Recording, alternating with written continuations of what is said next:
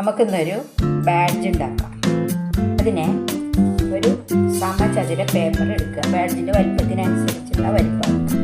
ഇനി ഇത് നേരെ നടുവിൽ മടക്കുക. നേരെ നടുവിൽ മടക്കുക, വീണ്ടും മടക്കുക.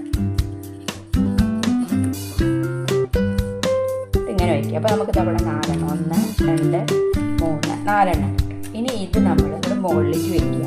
മുകളിലേക്ക് വയ്ക്കുമ്പോൾ അറ്റം വരെ പാടില്ല, ഇവിടുത്തെ ഇത്രയും. അതുപോലെ അടുത്ത ലെയറും വയ്ക്കും, പിന്നെ ഈ ലെയറും വയ്ക്കും. ഇപ്പോൾ 3 വെച്ചു. ഇനി ഒന്നുള്ളത് നമുക്ക് പിന്നിലേക്ക് മടക്കാം.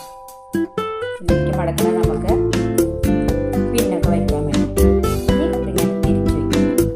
നമ്മളിവിടെയാണ് തിരിച്ചു വയ്ക്കുക. കൂടുതൽ ഭാഗം അടിയിലേക്കാക്കി വയ്ക്കുക.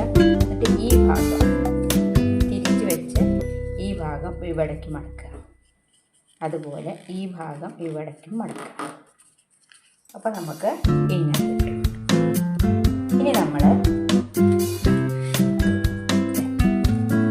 ഏറ്റവും അടിയിലത്തെ ലെയറിൽ ഈ ലെയറിൽ പച്ച കൊടുക്കുക. അതുപോലെ നടുവിൽ വേണ്ടല്ലോ, ഇവിടെ ഓറഞ്ചും കൊടുക്കുക. അങ്ങനെ ഫുള്ളായിട്ട് കൊടുക്കുക. കളർ കൊടുക്കുമ്പോൾ മറ്റേ ലെയറിലേക്ക് ആവാതെ കളർ കൊടുക്കുക. അപ്പോൾ നമ്മൾ പച്ച കൊടുത്തു, ഓറഞ്ച് കൊടുത്തു. ഇനി ആ വെള്ളയുടെ നടുക്കായിട്ട് നമുക്കിവിടെ അശോക ചക്രം വരയ്ക്കും.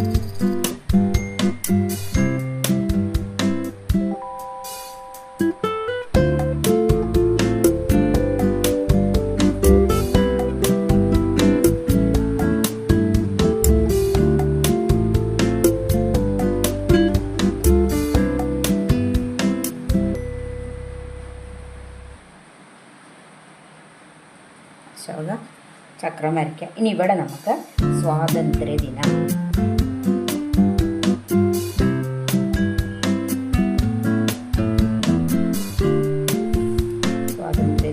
ആഗസ്റ്റ് 15 എടുക്കാം.